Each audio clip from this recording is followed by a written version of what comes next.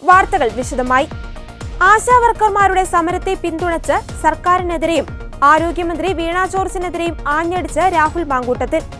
Covid സമയത്ത് സ്വന്തം ജീവൻ പോലും പണയപ്പെടുത്തി കേരളത്തിന്റെ രക്ഷയ്ക്കായി പ്രവർത്തിച്ച ആശാവർക്കർമാർ 23 ദിവസങ്ങളിലായി വെയിലത്തും മഴയത്തും സെക്രട്ടേറിയറ്റിന് മുന്നിൽ സമരം ചെയ്തിട്ടും സർക്കാർ തിരിഞ്ഞു നോക്കുന്നില്ലെന്ന് രാഹുൽ മാങ്കൂട്ടത്തിൽ നിയമസഭയിൽ പറഞ്ഞു.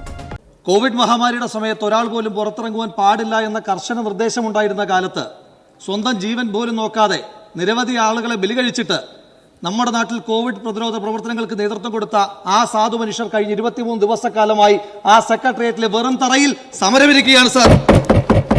കോവിഡ് സർവേയും ലെപ്രസി സർവേയും ഇവിടെ നേരത്തെ മന്ത്രി സൂചിപ്പിച്ചതുപോലെ ഗർഭിണികളുടെ പരിചരണവും കുഞ്ഞുങ്ങളുടെ പരിചരണവും ഒക്കെ നടത്തുന്ന ആ സാധു മനുഷ്യർ മഴയും വെയിലും കൊണ്ട് നമ്മുടെ വീടാന്തരം കയറി ഇറങ്ങി വന്ന മനുഷ്യർ അതേ മഴയും വെയിലും കൊണ്ട് തന്നെയാണ് സാർ അവിടെ സമരമിരിക്കുന്നത്. പകലെന്നോ രാത്രിയെന്നോ വ്യത്യാസമില്ലാതെ ആഴ്ചയിൽ 7 ദിവസവും ജോലി ചെയ്യേണ്ടി വരുന്ന ആ സാധുക്കൾക്ക് ഇപ്പോൾ ലഭിച്ചുകൊണ്ടിരിക്കുന്നത് ആകെ 7000 രൂപ മാത്രമാണ് സാർ.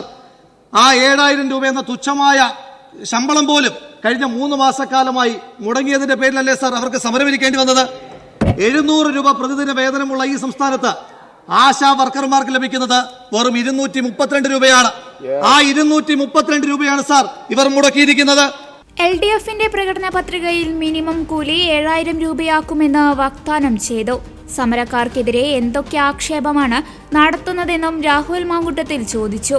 ബക്കറ്റ് പിരിവിന്റെ പേര് പറയുന്നവർ കൊലയാളികൾക്കു വേണ്ടി പിരിവ് നടത്തിയവരാണ്. മുഖ്യമന്ത്രിയോ മന്ത്രിമാരോ സമരക്കാരോട് സംസാരിക്കാൻ തയ്യാറായോ? ആരോഗ്യമന്ത്രി പറഞ്ഞത് സമരക്കാരോട് ഓഫീസ് ടൈമിൽ വരാനാണ്. അധികകാലം ഓഫീസിൽ ഇരിക്കാമെന്ന് ആരോഗ്യമന്ത്രി കരുതേണ്ടെന്നും രാഹുൽ മാങ്കൂട്ടത്തിൽ പറഞ്ഞു.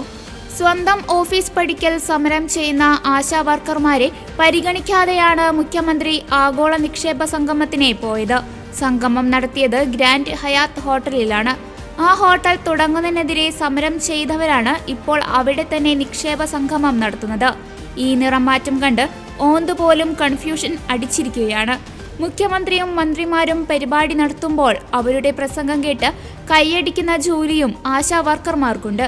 ഇവരുടെ പ്രസംഗം കേട്ട് കൈയടിക്കാൻ 232 രൂപ കൊടുത്താൽ മതിയാകുമോ എന്നും രാഹുൽ മാങ്കൂട്ടത്തിൽ ചോദിച്ചു. സിക്കിമിൽ 10000 രൂപയാണ് ഓണറേറിയം. അത് വീണ ജോർജ് പഠിച്ച ഇന്ത്യയുടെ മാപ്പിലില്ല. എന്തു പറഞ്ഞാലും കേരളത്തെക്കാൾ ദുർബലമായ സംസ്ഥാനങ്ങളുടെ കണക്ക് പറഞ്ഞാണ് ഇവരുടെ താരതമ്യം.